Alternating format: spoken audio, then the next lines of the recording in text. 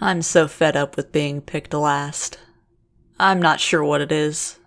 What exactly has always been wrong with me? Some people are just magnetic.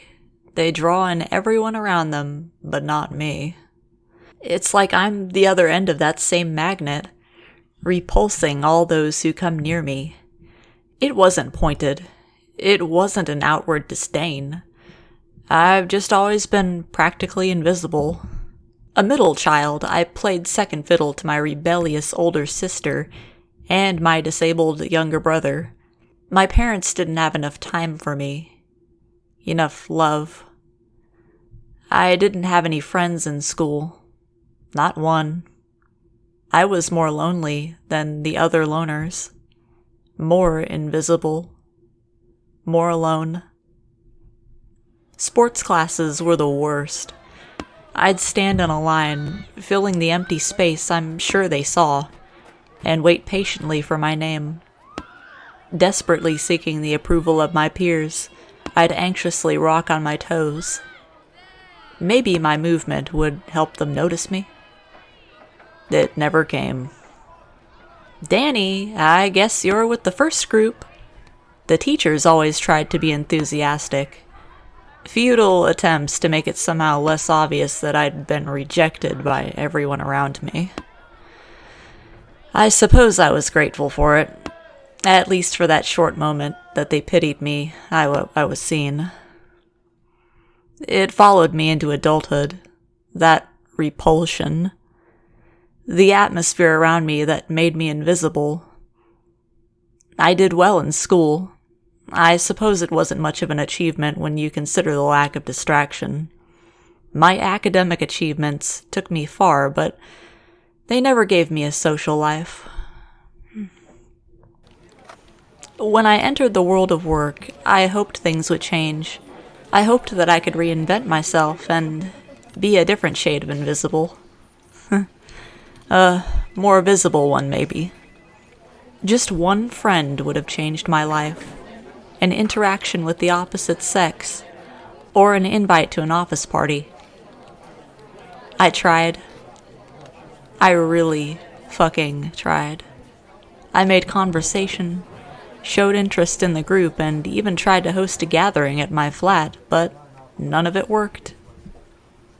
After a whole year, the woman who sat at the desk opposite me asked my name.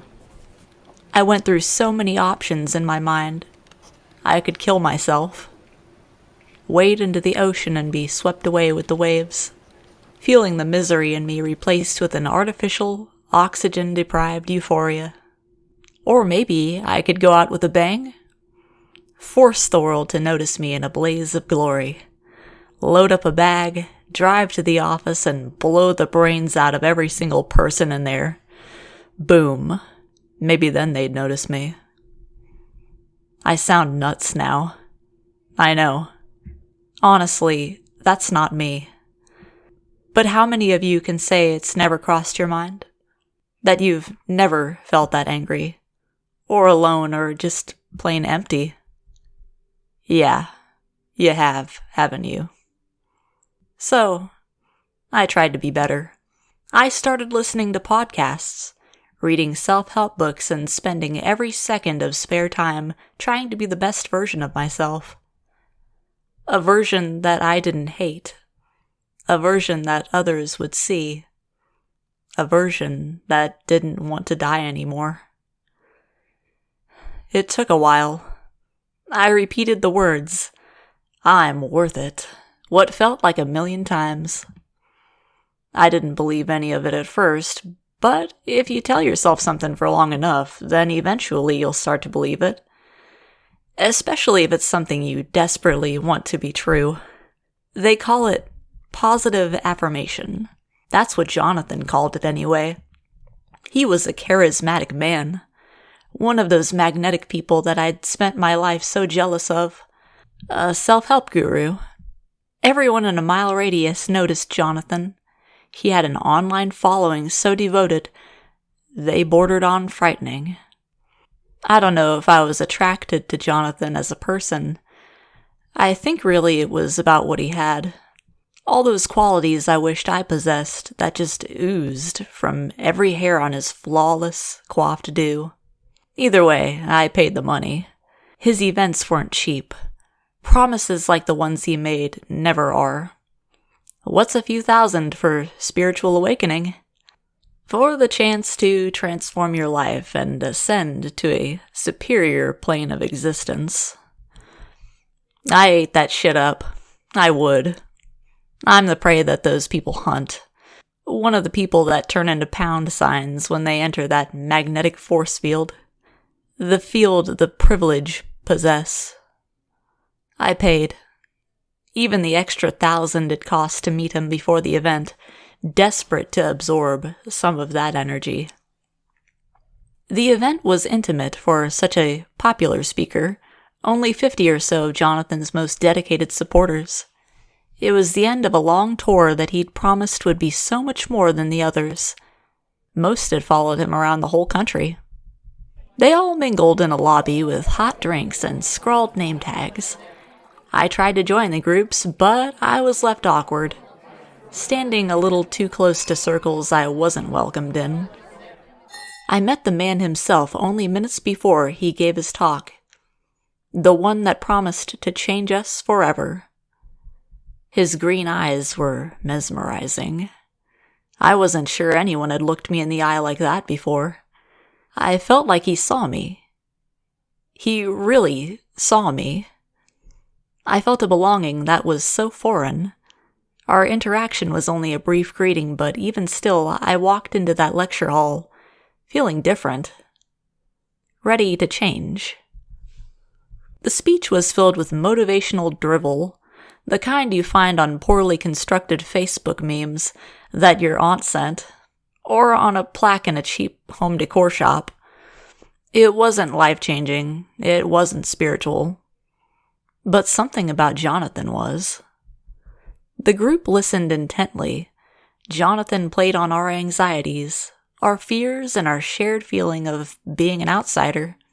He called each person by name, made them active participants in the event. Each person but me. He'd forgotten me. He hadn't seen me at all. I was stupid to think that anyone would. Even my name tag, my personal meeting, and all my fucking cash wasn't enough. I felt the anger bubbling, but I suppressed it, just like I always did. I sat, seething as the crap that Jonathan spewed lost all its sparkle. I watched as the other desperate people hung on his every word, and I withstood the hours of trust exercises, scenarios, and role plays, all of which I was passed up for. Then he said it. We've reached the end of our journey together today. To bring together everything we've learned, I'm going to call each of you forward to partake in a special tea. Brewed in the Himalayas, it's said to have very light psychedelic properties. It'll help you to reach those spiritual heights you're yearning for. I knew it was coming. I felt my stomach churned as I imagined the other people that had found themselves in my exact spot throughout history. I saw through the facade, through Jonathan's sinister grin, and through the brown liquid that he ladled into small plastic cups. I knew, but I did nothing. What was the point? They were all so entranced. Who would listen? After each cup, he called a name. Denise, Jared, Barbara, Natalia. He called name after name as I sat in the back row and waited. I waited for the commiseration, for the final cup filled with dregs to be placed in my hand, a perfect metaphor for the teacher placing me in a sports team. The leftover. It never came. I looked around me as every person in the room stared intensely at Jonathan, entranced by his beautiful lies, his idyllic deception, all of them holding a small plastic cup, as I scraped at my own empty hands, terrified for what would come next. Jonathan poured the last cup. The last plastic cup, the one that was filled with the dregs. My heart skipped a beat as I waited one last time for my name, for the last time I'd be picked last. But he didn't. He raised the glass and smiled at the others. In perfect unison, they all consumed their cups and started to mingle and laugh with those around them. Jonathan made a satisfied "ah" as he savored the very last sip. I shook. I scratched. I tried to think of a million things to do, but I couldn't. Maybe I was wrong. Maybe I was just bitter that I hadn't been picked. But I wasn't wrong. I noticed Jonathan first. Of course I did. The blood that dripped from the corners of his eyes, his ears, his nose, the smile that never left his face even as he dropped to the ground. I turned and watched them bleed around me. I searched for someone else, another invisible.